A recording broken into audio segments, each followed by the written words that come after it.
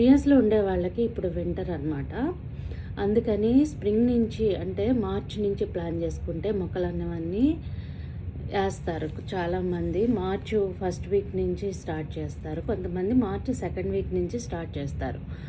ఇక్కడ వచ్చి జూన్ 1 నుంచి జూన్ 12 దాకా ఉంటుంది. మేము ఉండే చోట జూన్ 9కి వస్తుంది. ఇప్పుడు స్ప్రింగ్ ప్లాంట్స్ అనేది పాతడం అనేది జరుగుతుందన్నమాట. Spring plants